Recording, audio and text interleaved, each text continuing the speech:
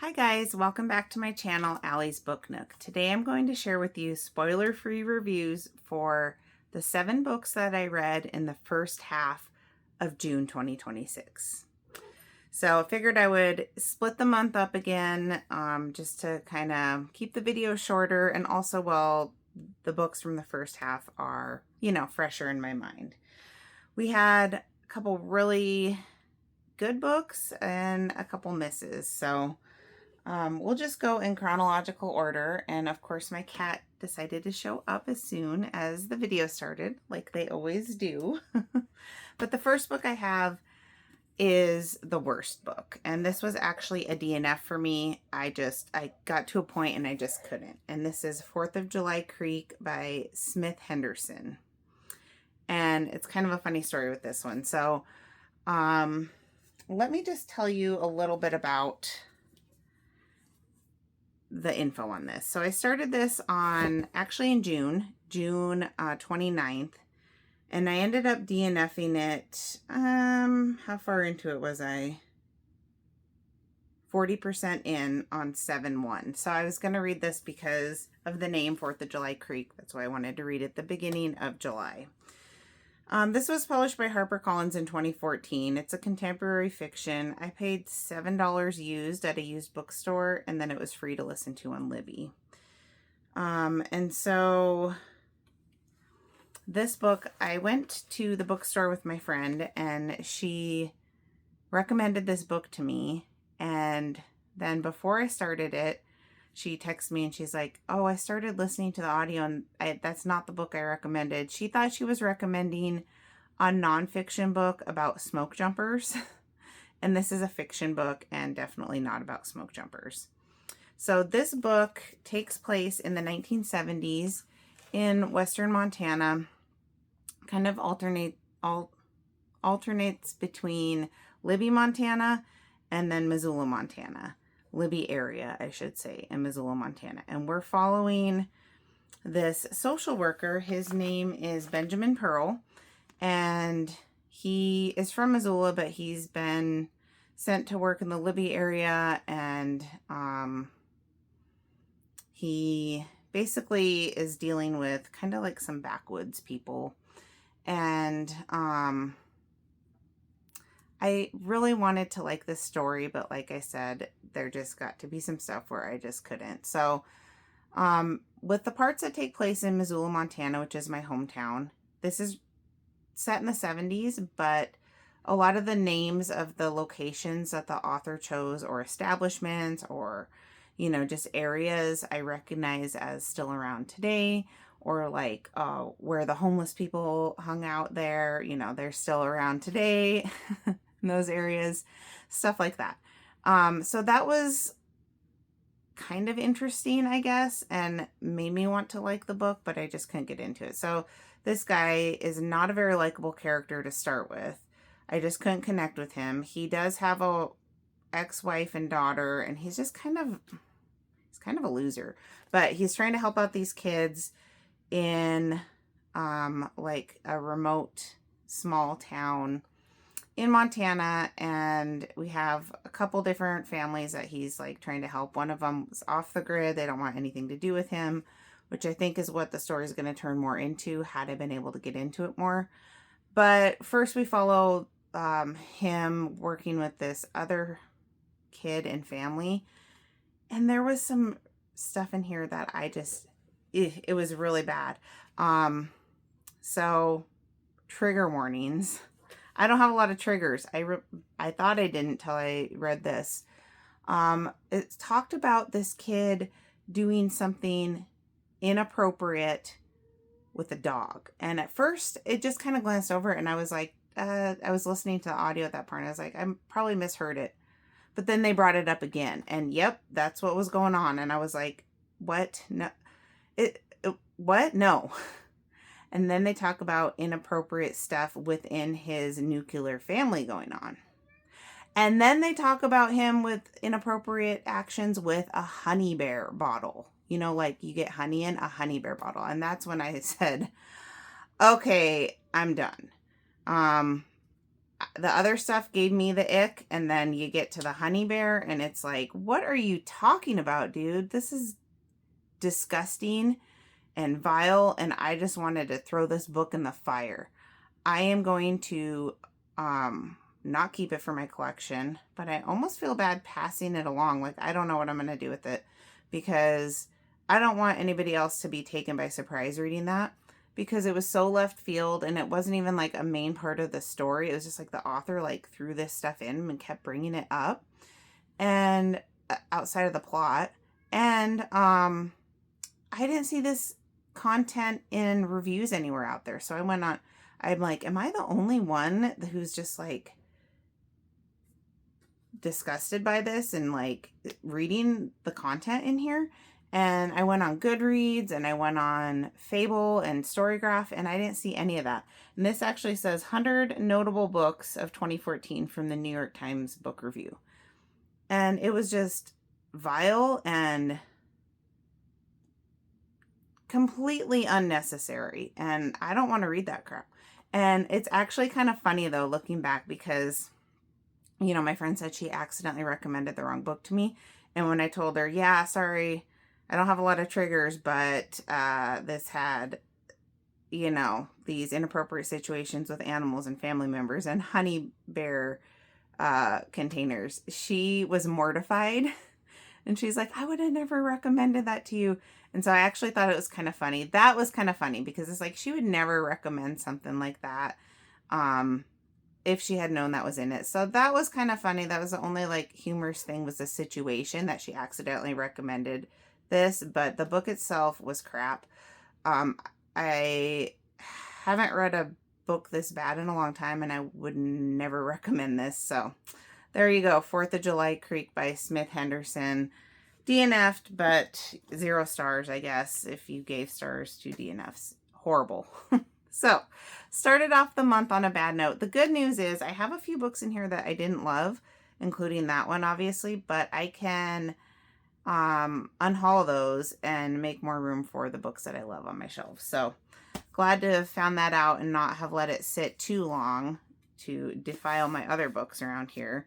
The next book I read I actually really did like, and that is Best Offer Wins by Marissa Cashino. This is her debut novel. So I started this on 7/1, the day I DNF'd the other one, and I finished it the next day on 7/2. This was published by Celadon and Macmillan in 2025, and it's like a psychological thriller, a bit of a satirical satire look at the competitive housing market. So yeah, this was a good book, a quick read. The sticker here says $16.39, which is, it says it was originally $27.99, $16.36, sorry. I got this on the book outlet for $5.99 when they had that big sale. So I paid $5.99 for the hardback, and then it was free to listen to as well through my Libby app, through the library. So this follows our main character, Margot Miyake, and basically talks about the lengths that people are willing to go to get a house in this market. And imagine the lengths that someone would be able to go to if they were already like an unhinged female main character. Because yeah, this lady is unhinged. So her and her husband, they had a small house. They sold it like before COVID and moved into an apartment, planning on getting a bigger house. But then the housing market exploded with COVID and everything, and they just could not get into a house. And she's wanting to get into a house and have a baby and have this like perfect life. And she just, that's not really attainable in the current situation. And so she decides to take matters into her own hands. And let's see. She becomes obsessed with buying the house before it's publicly listed and the masses descend. A little stalking, harmless. A bit of trespassing, necessary. And she infiltrates a homeowner's lives. The tactics grow increasingly unhinged. But just when she thinks she's won them over, she hits a snag in her plan. Undeterred, Margot will prove again and again that there's no boundary she won't cross to seize the dream she's been chasing. The most unsettling part, you'll root for her even as you gasp in disbelief. And I kind of did a little bit. I will say, yeah, she is cray-cray, but it really gets unhinged and really picks up at about the 70% mark. So there's some stuff going on, and to me it was a little bit slow kind of midway, but if you hang out, well, it might even be more like the last, this isn't a very big book. It's 270 pages, 269, so maybe the last, maybe it's not 70%, maybe it's like the last 70 pages of the book. It gets insane.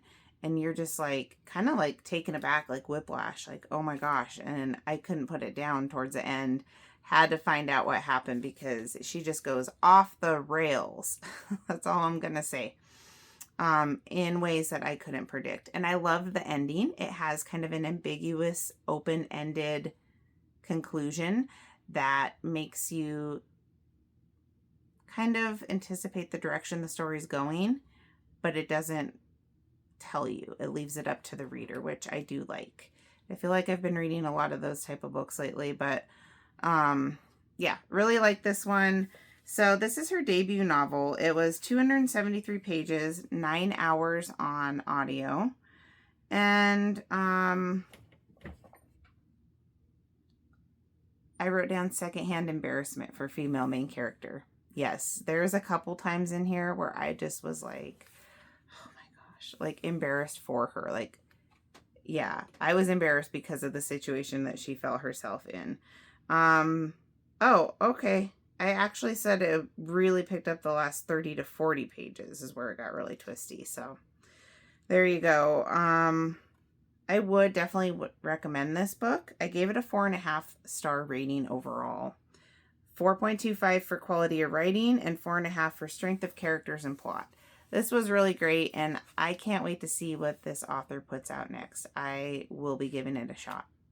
So, Best Offer Wins by Marissa Cashino. Yes. Okay. The next book I read was my favorite book of the first half of the month. 5 stars. Really, really like this book, and that is The Buffalo Hunter by Stephen Graham Jones. So this is a historic horror novel, and I think I need to read more historic horror books. I read The Reformatory in June and loved it. Best book of the month. This also I loved. So let's talk about this. This was hit my book bingo that I'm doing for book that was written by an indigenous man. Stephen Graham Jones is a member of the Blackfeet tribe, which is fairly close to where I live, just a couple hours away. He doesn't live on the reservation. He lives in Boulder, Colorado, and teaches there, and he grew up in Texas, but he is a member of Blackfeet. So there's a lot of indigenous culture weaved into this story. I started it on 7/3 and I finished it on 7/6. This is published by Saga Press in 2025. Like I said, it's a historical horror book.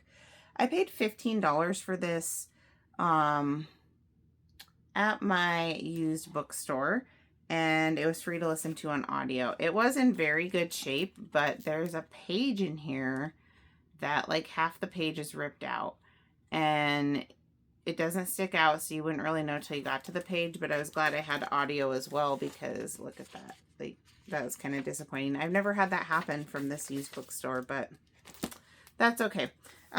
So the theme of this is, we follow our main character, Goodstab.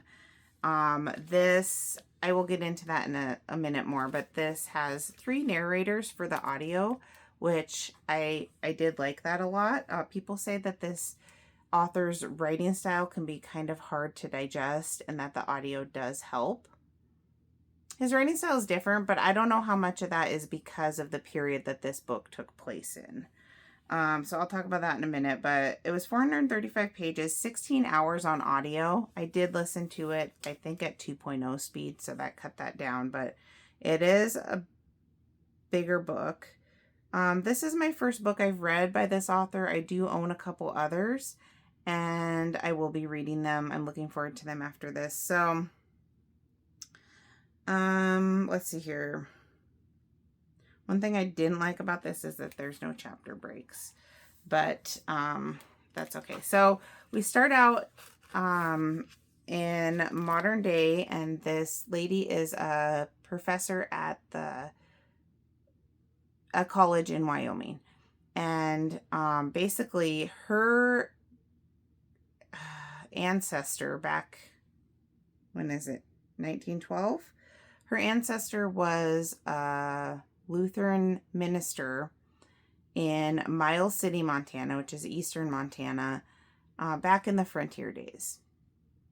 And they find they're tearing down this old church or this old building, and they find within the wall a manuscript that he wrote. No, not a manuscript, his journals. His journals that he had written, and within the journals, it tells this story. So he wrote about in his journals an Indian Native American that came to his church and gave a confession, and that turned into multiple occurrences of him telling his story. Good Stab is the name of the Native American. So Good Stab comes in there and tells him that basically he's actually a vampire, and he looks like he's 38 years old. His body is that of a 38-year-old, but he's actually much older. According to him, like, I want to say like in his 80s.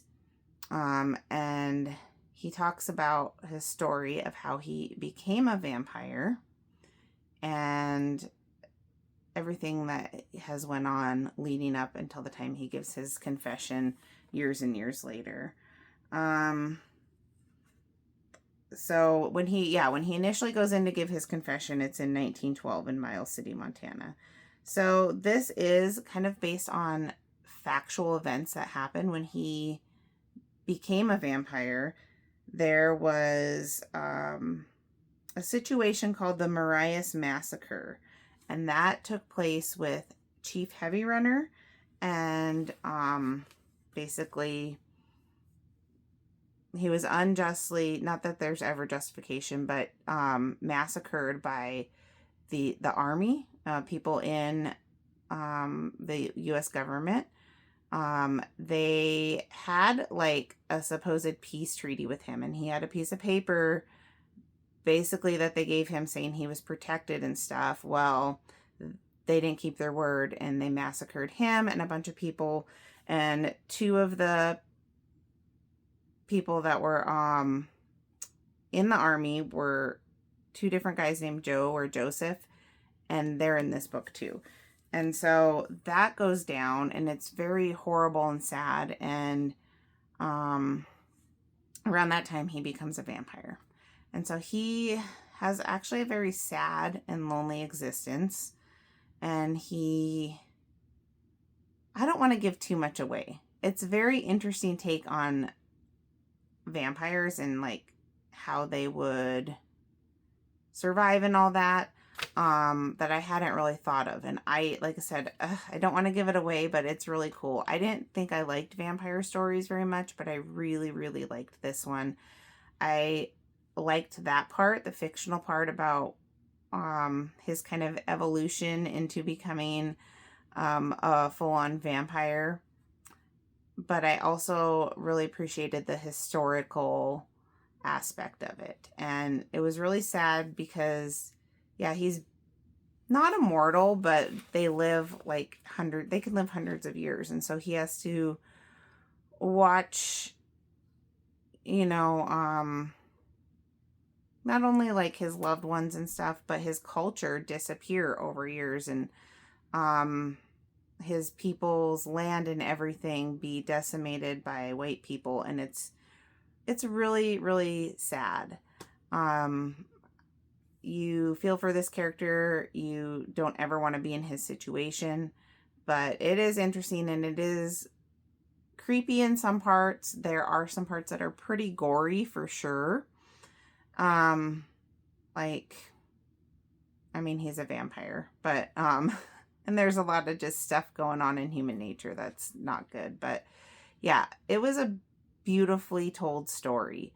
I love this. I've heard people say that this is his masterpiece. This is his newest book, I think. And this is that people say, like, you know, this is his opus, his grand masterpiece. And so if that's true, you know, this is my first read of his, so we'll see how I like the other ones, but I absolutely love this book.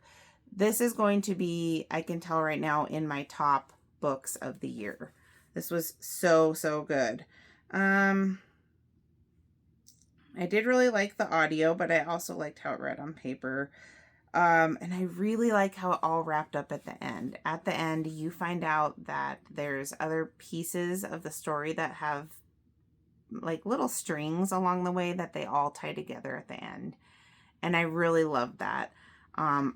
Yeah, I can't say enough good things about this book. Absolutely loved it. It is like a little bit heavier of a read, not only because of content, but just the way it's written. And it's not like a popcorn thriller. You're not, not that you have to think too hard, but you can't go in autopilot as much as maybe like a Freida McFadden book. They're completely different books though, and content and everything. And yeah, really, really loved it. I wouldn't say it's unapproachable, but also maybe a little more heavy on like the literary aspect. I gave this 5 stars across the board. Overall, quality of writing, strength of characters, and plot. Definitely want to be reading more of his books, even if this is the best one. Supposedly, it was great. I loved it. So that is The Buffalo Hunter Hunter by Stephen Graham Jones. And the title will make more sense as you read the story. Okay, so the next book I had was also a pretty solid read. I gave this 4.5 stars, and this is The Night Parade by Ronald Malfi. I started this on the 6th of July, and I finished it on the 7th, so just one day to read it. Published by Kensington in 2016. This is a horror book. I would call it post-apocalyptic horror. I paid $6.50 new for this at my used bookstore, and then I did get it on Audible a while ago when they were having a big sale for like less than $10. So yeah, this is a post-apocalyptic story about a father and a daughter and like the lengths that he will go to protect her. So it was 404 pages, 12 hours on audio. I hadn't read Ronald Malfi in a while, and I definitely shouldn't have waited this long. I love his books. This is only like my 4th book of his. I have a couple more that I need to read. I want to read him to zero. The way he writes is so good. It's so engaging. There's no like word salad fluff put in there. It's like everything is necessary for the story, but it's just, I don't know how to describe his writing, really. It's just so approachable, and yeah, I love it. So yeah, I definitely want to read more of his books. He has a new book that just came out a couple months ago called The Hive, and I definitely want to read that by the end of this year, but it's pretty big. Anyway, let's talk about this book. So this book, it was fast-paced, engaging, short chapters. I really liked the details in the story. It was just gave you this unsettled, like creepy feeling, and I loved it. I was here for it, including the intro. I did want more from the ending. It felt a little bit rushed, but I would recommend this. So we start out in the beginning. When I say creepy, this is like the first chapter, so it's not really a spoiler. Our main character, he's in bed at night, you know, with his wife, and this, they hear this, it's winter, middle of winter, they hear this ice cream truck music, and there's an ice cream truck parked outside, and it's really creepy. He goes out to investigate with some neighbors, and this guy that's driving the truck is just, he doesn't know what's going on. He's out of it. He's not there. Well, it turns out that he has this new disease. So keep in mind, this was written 2016, so before COVID. So anything that you read about like these worldwide diseases after COVID, obviously it's going to hit a little different, you know. But there's this disease, this new disease, and people call it Wanderer's Folly. And it basically makes people forget things. It's a disease of delusions, of daydreams and nightmares, a plague threatening to wipe out the human race. So first the birds disappeared, then the insects took over, and then the madness began. Not everybody gets it. They're not exactly sure how it works or how to cure it. But they ended up, the government, whoever, doing some tests on his wife because it seems like his wife might be immune to it. And something's not right. And so then they want to do this stuff on his daughter. And he's scared to let the government experiment on his daughter, rightfully so. So he takes his daughter and they go on the run. And now the disease has been out there for probably a year and a half or so. And they basically are on the run trying to escape the powers that be and going across the country and getting into these kind of scary situations, meeting people we don't know out there on the road, what people's intentions are, if they're good or bad. And I just really loved it. I loved the post-apocalyptic setting. It was really fun. What was I going to say? Oh, so speaking of Wanderer's Folly, there is, I read a book recently. Okay. I don't know. Maybe I'm not going to get into this because I don't want to trash other authors on here. But there's an author that I have decided recently is not for me. And I feel like most of his ideas are not that original. And they're clearly taken from more inspired by more famous plots that are already out there. And I feel like one of his books, let's just say, was deeply inspired by Wanderer's Folly, but he calls it something else in his book. But this one came out first. And Ronald Malfi did it first, and he did it better.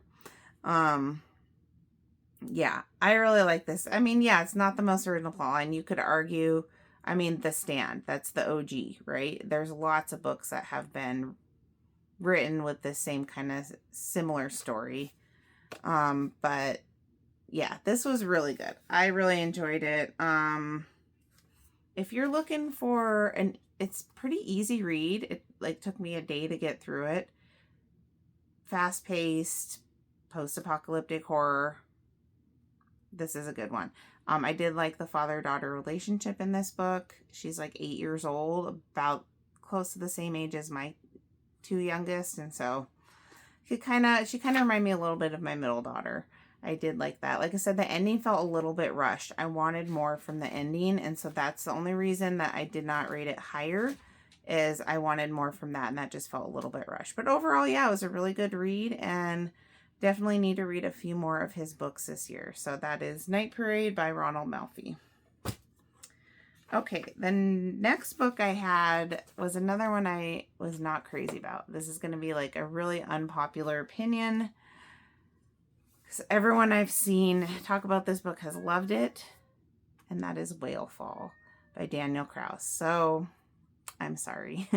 Reading is, very subjective, and this just wasn't the book for me. I wanted to love it so much, but I just didn't. I did finish it. I didn't even write down my rating on this, but I do remember I gave it 2.75 stars.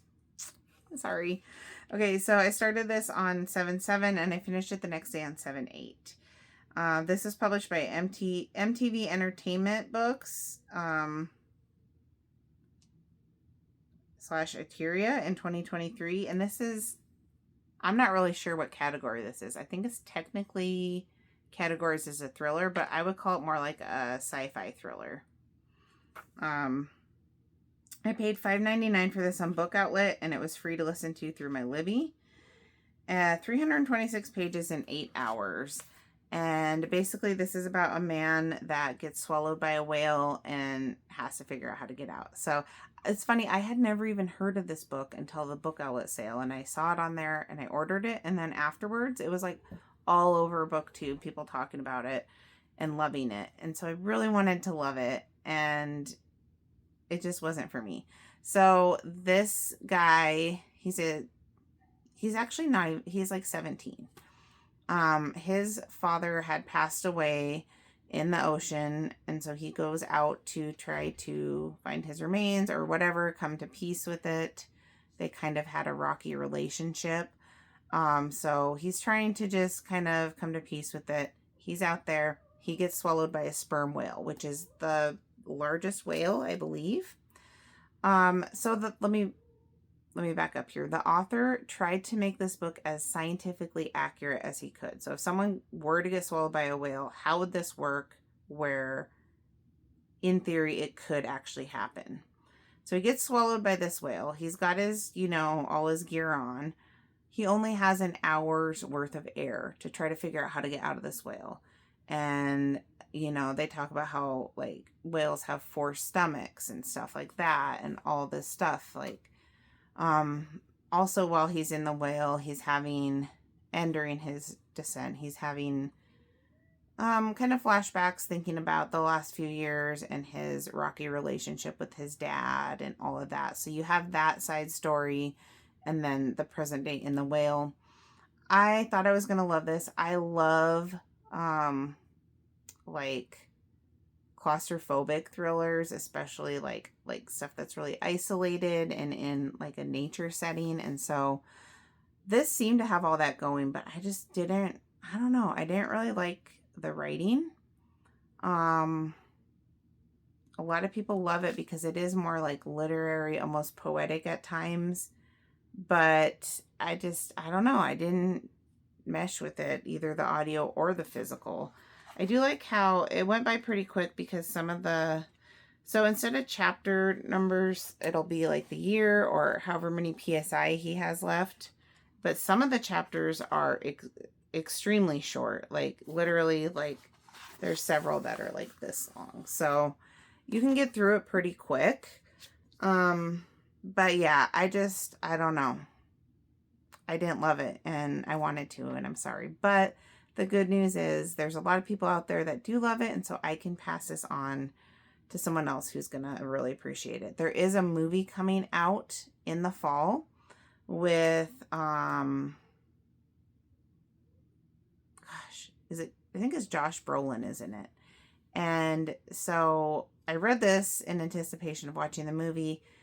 I don't really watch very much TV or movies at all, and so I think I am going to pass on that because I didn't love the book. Unless maybe it was streaming sometime and like my husband really wanted to watch it, I might watch it with him. But yeah, just not for me. But like I said, a lot of people love it, so don't let my opinions of it sway you. And that is Whale Fall by Daniel Kraus. Okay, we have 2 more books to talk about. The next one I actually did really like, and this was just a good popcorn thriller, domestic thriller type thing, and that is She's Not Sorry by Mary Kubica. I started this on the 9th of July, and I finished it on the 12th. So it did take me a little bit longer, I guess, 3 days. This is published by Park Row Books in 2024, and yeah, this is like a psychological or domestic thriller. This is another one I got on Book Outlet for $5.99, and then I also listened to it free through Hoopla, through my library. So this is about a nurse that comes personally invested in her patient's story. That's what I wrote. It's 328 pages, 10.5 hours on audio. I did this as a buddy read with one of my friends. We read this at the same time, which was a lot of fun. We literally got together and started physically reading it side by side together, which was so fun because we were reading about the same pace. And so you're like, oh my gosh, did you just get to this? Did you just get to that? But not a whole lot happened in the very beginning of the story.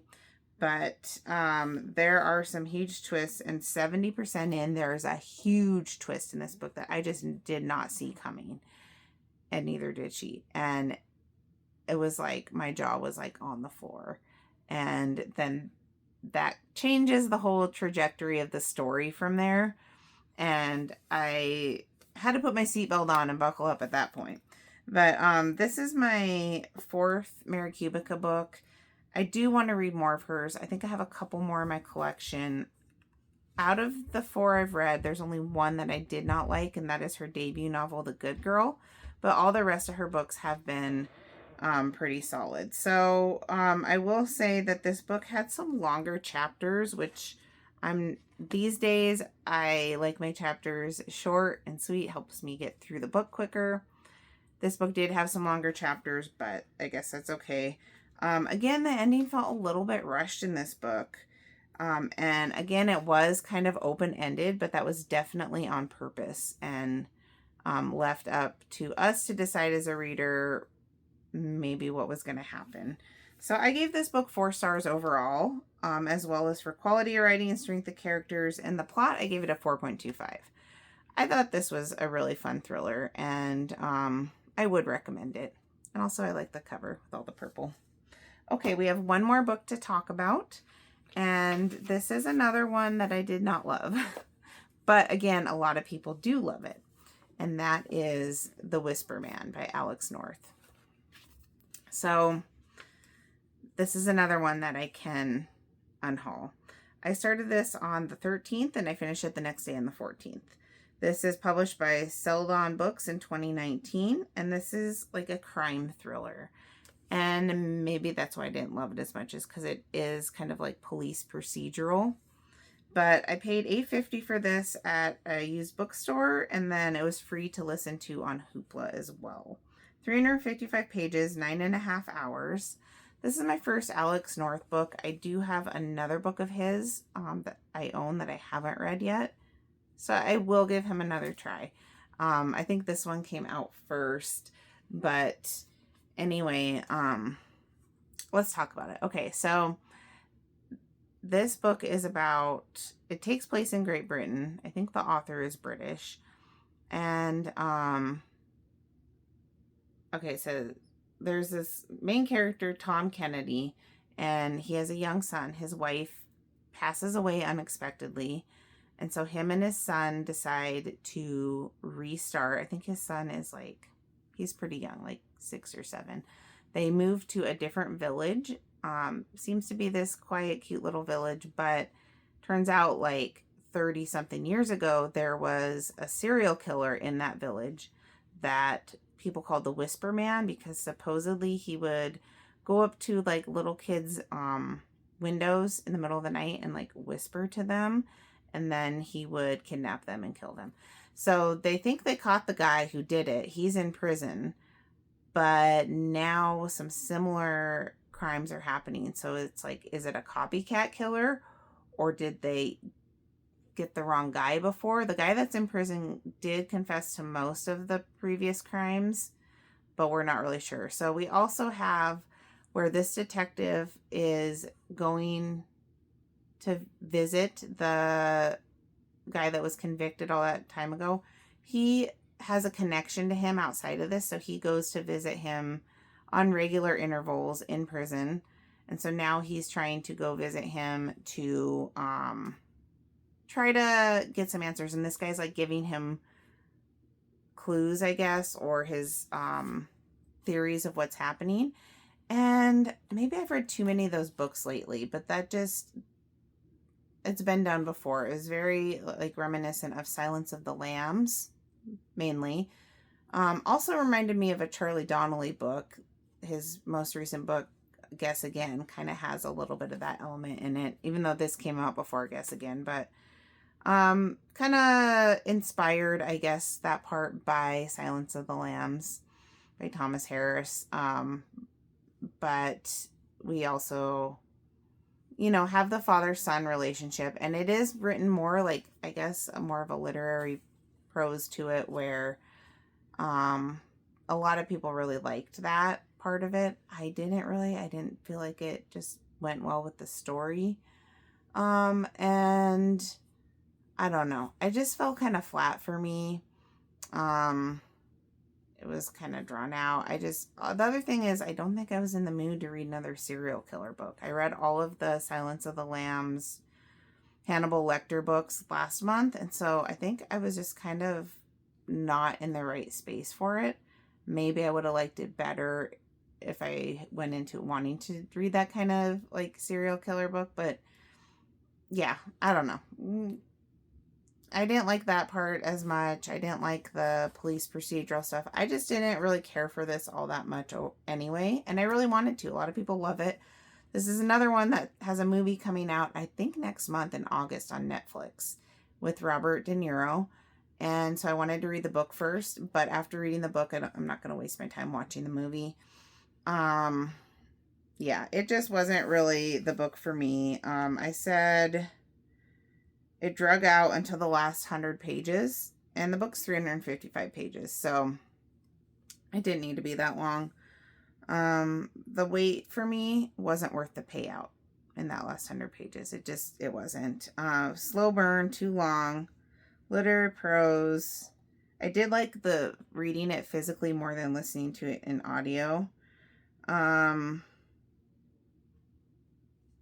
So the other book I own by him is The Shadows. I will read that at some point, but I'm not in a big hurry to read it after this one. But this one does have lots of great reviews. People love this book so much. For me, it was a 2.75 overall. I gave that overall rating of that. Plot 2.75, and then quality writing and strength of characters was just a 2.5 for me. I just didn't really connect with this book, so unfortunately, yeah, it is what it is. Another one that I am going to unhaul, but yeah, a lot of people like it, so don't let that sway you. So out of these, obviously the one that I disliked the most was my DNF and 4th of July Creek. I wouldn't recommend this to anyone unless you need like kindling for your fire. And then my all-time favorite one, not all-time, but for this month so far, is The Buffalo Hunter by Stephen Graham Jones. So good. Highly, highly recommend this book. Yeah, and that's just the first half. So now I've read a couple other books, and one of them is gonna be my top favorite of the year. Highly anticipated book for me. That is The Last to Drown by Noelle W. Iley. I will talk about that in a separate video. But this is just what I got through for the first half of the month. So let me know if you've read any of these books, what your thoughts are. If you disagree with my unpopular opinions on some of these. And let me know what you're reading. I'll catch you in the next video. Bye, guys.